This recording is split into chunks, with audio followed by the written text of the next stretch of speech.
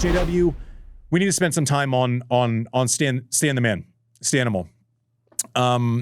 Give us kind of your thoughts, and then I kind of have some thoughts too, because he wasn't one of the guys that came out at 17, 18 and was 3 in the world. Can you level set that he announced that Stan Wawrinka announced that this will be his final season on tour? Yes, it will be Stan Wawrinka's final season on tour. Yeah, so good call. This happened while we were off. I'm still a little rusty too. I need those losses in Brisbane to get me back up to speed. We don't read too much into this. But just talk a little bit about Stan, his progression, kind of what you think and how he will be remembered, JW. I think honestly, tell me if I'm wrong, I think these last few years will factor into, the top line is going to be the 3 majors he won.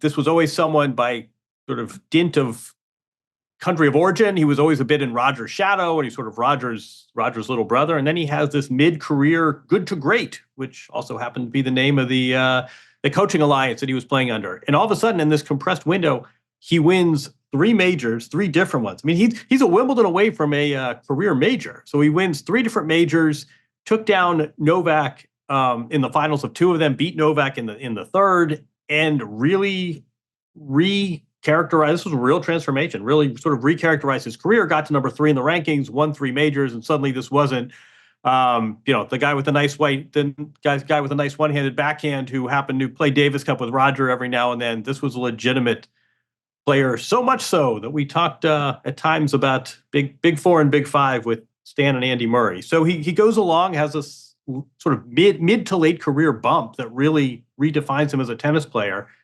And the last 5 or so years, there have been some injuries, but he has hung on, and he has found that, not unlike Venus, he just likes competing. He's very open about the fact he's not doing this to win a 4th major. But there's something to be really admirable. I think he won 4. I don't have it in front. I think he won like 4 tour matches. He's not had great success, but he just a few days ago beats Arthur Rinderknecht 7-6 in the third in a 3-hour plus match. So there's still some magic in that wand. And this will be his last year. He's in his 40s. He turns 41 in the spring. That's another part of this whole thing too. Don't you want to give a former champion a send-off at the event in terms of these? This could be his last Australia. This could be Venus's last Australia. This could be Craig Tiley's last Australia. Why would you want to deprive these people of the experience? But I think Stan, he'll go in the Hall of Fame. 3 majors is going to be number 1, but I think his hanging on and just love of the game stuff, it sounds almost hokey, but I think there's something that really, it's a window into his personality. It's a window into his relationship with tennis. And I think there's something really cool about a guy north of age 40 saying, I'm not playing for the trophy. I'm playing because I still really like this freaking sport and everything it brings me. So I spent New Year's Eve getting to Spectrum Center here in Charlotte early. And the reason I did that, I was there 2 hours early, and I took our son and his 2 little friends. And the reason because I wanted them to watch Steph Curry go through his pregame progressions, right? So you get to the 25 minutes of what the coach that goes through it with him. I don't think they said a word to each other the entire time. And he went through his routine, which he's now infamous for. You see it on, TikTok and whatever else young people watch, that, throwing up a half quarter at the last second. But that's not the show for me. The show is going out, and how does he add to his legacy now? It's like championship or bust, right? Playing a game in the middle of the day in Charlotte, like it's his hometown, but going through the same thing every day and having a love of that discipline and a love of that sacrifice is why I wanted the 3 boys to watch him go through his progressions. The 1-foot shots. And also the fact that, it blew me away.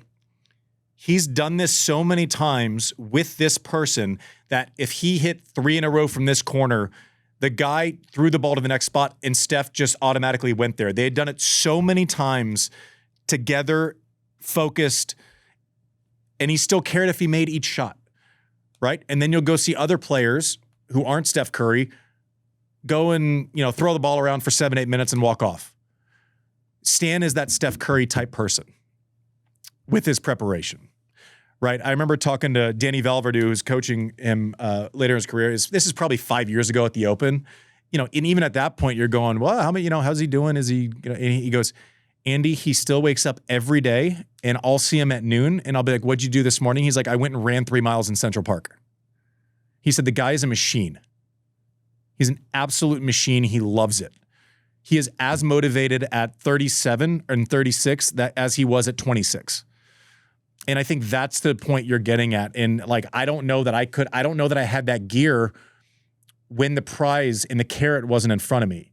And I sure as hell respect people who can do it not having that carrot and knowingly not having that carrot. He's also one of the few, maybe like Murray and Stan, and maybe Del Potro. I'll throw him in that category. Maybe like a song about like on certain days, but like consistently, their best stuff could beat the big three in a given match. Now, is head-to-heads against the big three are still behind like all of us. Tough, rough. And delivering your best stuff, like I could get to the final and I couldn't knock off, Roger when he was playing his best. I tried my ass off. In a 3 out of 5 set format, I couldn't do it. All right, I didn't do it. He did it.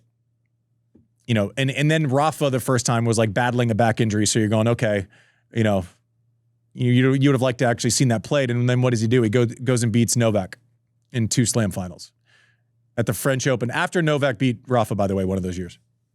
As Novak was going for the career slam. And I think when he lost to Rafa, when he beat Rafa and Rafa had the bad back, I think he had beat Novak previous in the tournament. You played him. We don't often get to have this conversation with active players, but he's one of them. What was he like on the other side of the net? He worked because early in his career, his serve was okay. And I had a bunch of matches. Like I played him in Rome in the semis, and we played one game and my back fell apart. And like I had spasms and I couldn't move and I had to like stop. And then we were supposed to play in Shanghai one year and I blew out my knee. Like didn't play again for the year, ACL, MCL, the whole thing. So I don't know that I have a super fair barometer. Like when he connected, you felt the weight of shot like you felt when it was Rafa. It felt like an explosion. And the thing that set him apart was like you were always ready for him to take your head off. Like the threat of someone's right hook that if it catches chin, you're sleeping is a big deal. Not the fastest guy, but like the most self-aware person to where if he got on a string, he was going to take a rip because he knew that he could hit himself out of trouble instead of running himself out of trouble. One of the things I've talked about many times with him is you would go big serve, and early in his career, he would take these big swings. Robredo did it against me over and over and over again, where he would try to like come over returns, and I'm like, he's not going to be able to catch up with 136 consistently.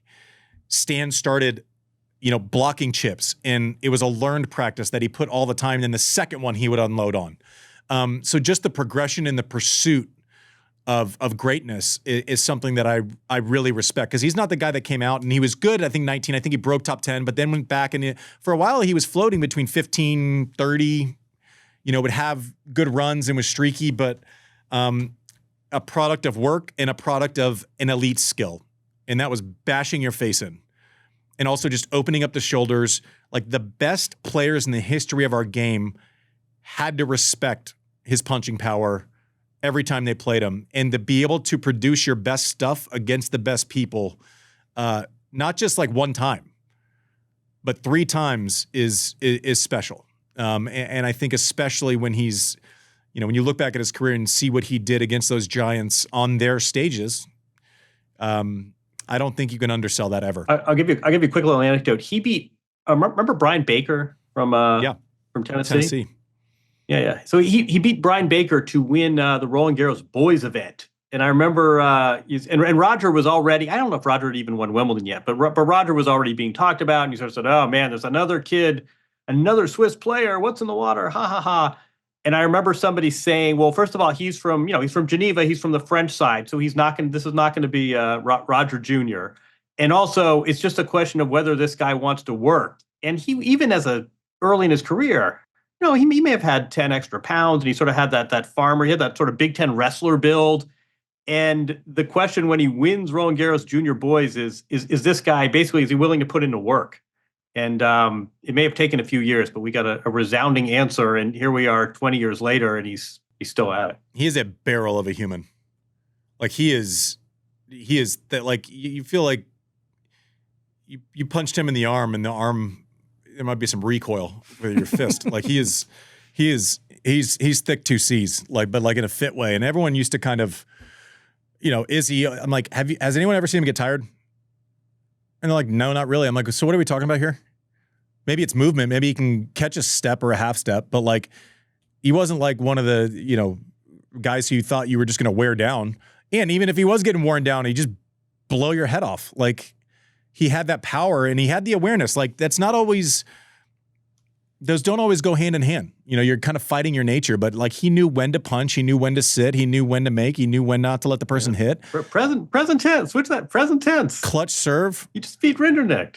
Yeah. Yes. Right? And we're gonna. I'm kidding. Yes. I mean, he can still play. There's no doubt. He doesn't move like he did, and he's not going to serve as well all the time. And 41-year-old legs are different than 28-year-old legs. But I hope he feels at peace. You never know. Maybe the fact that he's made this decision frees him up a little bit. It'd be fun.